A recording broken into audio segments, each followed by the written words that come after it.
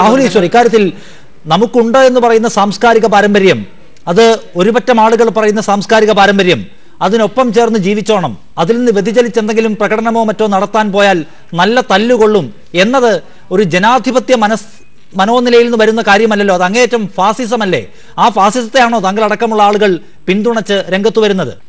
ഒരിക്കലുമല്ല.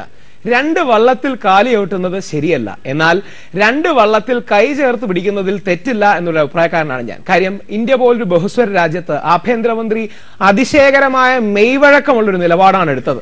രണ്ട് പ്രൊട്ടസ്റ്റേഴ്സിനും സ്പേസ് കൊടുക്കുകയുണ്ടായി അവരുടെ പ്രതിഷേധം കൊണ്ടുവരാൻ. നമ്മൾ ഒരു കാര്യം ശ്രദ്ധിക്കാത്ത എന്താ, രമേശ് ചെന്നിത്തലാജിയുടെ നിലപാടുള്ളത് കൊണ്ടല്ലേ ഇന്നലെ ഈ സമരം നടക്കാൻ തന്നെ കാരണം. കോടതിയിൽ സർക്കാർ എടുത്ത നിലപാട് കാരണമല്ലേ കോടതി ഇതിൽ ഇന്റർവ്യൂ ചെയ്യുന്നില്ല, സ്റ്റേറ്റ് നോക്കിക്കോളാമെന്ന് പറഞ്ഞത്. അപ്പോൾ രണ്ട് വിഭാഗത്തിനും അവരുടെ കാഴ്ചപ്പാടുകൾ മുമ്പോട്ട് വെക്കാൻ ആവശ്യകതയുണ്ട്. ഇതിന്റെ പ്രധാന പ്രൊട്ടസ്റ്റേഴ്സ് പലരും ടിവിയിൽ പറയുന്നത് ചെയ്തു, പോലീസ് വളരെ മാന്യമായിട്ടാണ് പെരുമാറിയത്, പലപ്പോഴും പോലീസ് തങ്ങളെ രക്ഷിക്കാൻ നോക്കിയുണ്ടായി. പിന്നെ ഒരു കയ്യിൽ രാഖിയോ കുരിശോ താവീസോ ഒന്നും ഇട്ടു എന്ന് പറഞ്ഞൊരു പോലീസുകാരൻ വർഗീയവാദിയൊന്നും ആവില്ല.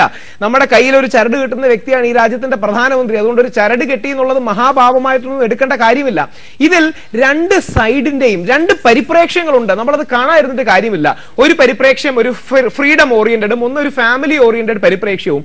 ഈ ആശയ സമരം മാറുന്ന ഭാരതത്തിൽ തുടരുക തന്നെ ചെയ്യും. അപ്പോ അതിന്റെ ഭാഗമായി സ്വാഭാവികമായ പ്രതികരണങ്ങളും എതിർ പ്രതികരണങ്ങളും വരും. കായികമായ ആരെയും നേരിടരുത്. മാത്രമല്ല, പ്രതിഷേധിക്കുന്നവരോട് എന്റെ ഒരു അഭ്യർത്ഥന, ദയവായി ഇന്നലെ പലരും അമ്മയും പെങ്ങളയുടെ കാര്യമൊക്കെ പറയുന്നത് കേട്ടു. ദയവായി അങ്ങനെ അമ്മ പെങ്ങൾ ആർഗ്യുമെന്റ്സ് ഒന്നും കൊണ്ടുവരരുത്. അത് ആർക്കും ഭൂഷണമല്ല. വിശിഷ്യ ഹൈന്ദവ മുസ്ലിം സാംസ്കാരിക സംഘങ്ങളൊന്നും അത് കൊണ്ടുവരരുത്. അത് ആർക്കും ശോഭ നൽകുന്നതല്ല. ഈ ആശയപരമായി തന്നെ അവർക്ക് ആഗ്രഹമുണ്ടെങ്കിൽ ഇതിനെ എതിരിടാം. ഇത് തന്നെയാണ് കിസ് ഓഫ് ലവിന്റെ ആൾക്കാരോടും പറയുന്നത്. അവർ ഇത് കായികമായി തന്നെയാണ്, അവരും ശാരീരികമായിട്ടാണ് ഈ പ്രതിഷേധത്തെ കൊണ്ടുപോകുന്നത്. അതുകൊണ്ടാണല്ലോ ചുണ്ടുകൾ വെച്ച് പ്രതിഷേധിക്കുന്നത്. കൃത്യമായ ഒരു കാര്യം പറയട്ടെ, താങ്കളെ അത് വേദനിപ്പിക്കുമെങ്കിൽ ഞാൻ ആദ്യം തന്നെ ക്ഷമ ചോദിക്കുന്നു. ഇപ്പോ കേരള ഹൗസ് എന്നോ മറ്റോ പേരുണ്ടായിരുന്ന ഒരു പരിപാടി, അതും മലയാളിയുടെ ഇക്കിളി വികാരത്തെ വിറ്റു പണമുണ്ടാക്കിയ ഒരു പരിപാടിയാണ്. അതിലെ കേന്ദ്ര കഥാപാത്രമായിരുന്ന ഒരു വ്യക്തി ഇപ്പോൾ വന്ന് സദാചാരത്തെക്കുറിച്ച് പറഞ്ഞാൽ അത് സ്വാഭാവികമായും ഉണ്ടാക്കാൻ പോകുന്ന പ്രശ്നത്തെ നമുക്ക് കാണാവുന്നതേ ഉള്ളൂ. അതാണ് ഞാൻ പറയുന്നത്. ആളുകൾ ഒരു സമയത്ത് സ്വീകരിക്കുന്ന നിലപാട് പിന്നെ മറ്റൊന്ന് സ്വീകരിക്കുന്നുവെന്ന്. അങ്ങ് രണ്ട് കാര്യങ്ങൾ. അങ്ങയുടെ ചോദ്യം പൂർണ്ണ അർത്ഥത്തിൽ സ്വാഗതം ചെയ്യുന്നു. അന്ന് തന്നെ ചില രാഷ്ട്രീയ പ്രസ്ഥാനങ്ങൾ ഇത്രയും ആവിഷ്കാര സ്വാതന്ത്ര്യത്തിന് വേണ്ടി വാദിക്കുന്നവർ ആ പരിപാടി കുറച്ച് അതിര് കടന്നിട്ടുണ്ട് എന്ന കാര്യത്തിൽ സംശയമില്ല. അത് വെളിയിൽ വന്നിട്ടേ ഞാനടക്കമുള്ളവർ അറിഞ്ഞിരുന്നുള്ളൂ. കാര്യം ഞങ്ങൾ അകത്തായിരുന്നു. അന്ന് ഇതേ രാഷ്ട്രീയ സ്വാതന്ത്ര്യം പ്രസംഗിക്കുന്നവർ ആ പ്രത്യേക പരിപാടിക്കെതിരെ സദാചാരത്തിന്റെ വാളെടുത്തു എന്നുള്ളത് ഒരുപക്ഷെ ഇതിന്റെ എല്ലാം പിന്നിൽ ഒരുപാട് രാഷ്ട്രീയമുണ്ട് എന്നുള്ളതിന്റെ വ്യക്തമായ സൂചനകളായിരിക്കാൻ തരുന്നത്.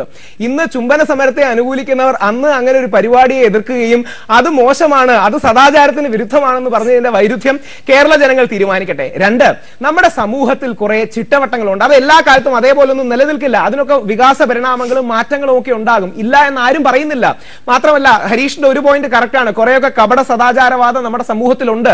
പക്ഷേ അതിനർത്ഥം അതിന് മറുപടി ഒരു മോറൽ അനാർക്കി അല്ല, മോറൽ അരാജകത്വമല്ല. ഇവിടെ രണ്ട് എക്സ്ട്രീംസ് ആണ് ഉള്ളത്. ഒരു വശത്ത് മോറൽ പോലീസും മറുവശത്ത് മോറൽ അനാർക്കിസവും അല്ലെങ്കിൽ അരാജകത്വവും. ഇപ്പോൾ അങ്ങടക്കമുള്ള മാധ്യമപ്രവർത്തകർ പുതിയൊരു വാക്കും കൂടെ കണ്ടുപിടിച്ചു. സദാചാര പോലീസ് മാത്രമല്ല, സദാചാര ഗുണ്ടായിസം ഒരു വശത്തും മറുവശത്ത് സദാചാര അരാജകത്വവും. ഇത് രണ്ടിലും പോകാതെ ഒരു സെൻട്രിസ്റ്റായ സ്റ്റാൻഡ്, ഒരു മധ്യമാർഗമല്ലേ കേരളത്തിന്റെ പൊതുബോധം സ്വീകരിക്കൂ. ആ പൊതുബോധം അങ്ങനെ സ്വീകരിച്ചതുകൊണ്ടല്ലേ ഈ സമരത്തിനേക്കാൾ കൂടുതൽ ആൾക്കാർ ഇതിനെ എതിർക്കാൻ വന്നു. ഇതിന്റെ 10 ഇരട്ടി ആൾക്കാർ ഇതിനെ എതിർക്കാൻ വന്നു. 15 ദിവസം മുമ്പ് നമുക്ക് സദാചാര പോലീസിനെതിരെ ഒരു നിയർ കൺസെൻസസ് ഉണ്ടായിരുന്നു, 99%. ഇന്നത് ഡിവൈഡഡ് ആണ്. ഒരുപാട് അച്ഛനമ്മമാർ പേടിക്കുകയാണ്. ഒരുപാട് മുതിർന്ന തലമുറയിലെ ആൾക്കാർ കുട്ടികൾ വഴിതെറ്റി പോവാണോ എന്ന് പറയുകയാണ്. വഴിതെറ്റുകയാണെന്ന് എനിക്ക് അഭിപ്രായമില്ല. പക്ഷേ അവരുടെ ആശങ്കകളെയും അപ്രിഹെൻഷനെയും കൂടി കണക്കിൽ എടുത്തുകൊണ്ടേ നമ്മൾ മുമ്പോട്ട് പോകാവൂ. മാത്രമല്ല, ഇതിനെതിരെ വിമർശിക്കുന്നവരെ എല്ലാം ഹിന്ദു വർഗീയവാദിയായും മുസ്ലിം തീവ്രവാദിയായും ഒന്നും ചിത്രീകരിച്ചിട്ട് കാര്യമില്ല. ഇതിനെതിരെ മുമ്പോട്ട് വന്ന മുസ്ലിം ഹിന്ദു സാംസ്കാരിക സംഘടനകൾ അല്ലെങ്കിൽ ശക്തമായ നിലപാട് കൊണ്ടുവന്ന ടോണി ചമ്മണിയെ പോലുള്ളവർ, ഒരുപാട് മുതിർന്നവർക്ക് നിലപാടെടുക്കണമെന്ന് ആഗ്രഹമുണ്ട്. പക്ഷേ മീഡിയക്കാർ സദാചാര പോലീസ് എന്ന് വിളിക്കുമെന്ന പേടി കൊണ്ട് മാത്രമാണ് നിലപാടെടുക്കാത്തത്. അപ്പോ ഇതൊരു സാമൂഹിക വിഷയമാണ്. ചർച്ചകൾ വേണം, ഒരു ന്യൂആൻസ്ഡ് പൊസിഷൻ വേണം. പക്ഷേ ഒരു സെൻട്രിസ്റ്റായ പൊസിഷൻ മാത്രമേ ഒരു സ്റ്റേറ്റിനും പൊതുസമൂഹത്തിനും സാധ്യമുള്ളൂ. അമിത സ്വാതന്ത്ര്യം, ലിബറൽ എക്സ്ട്രീമിസവും വേണ്ട, കൾച്ചറൽ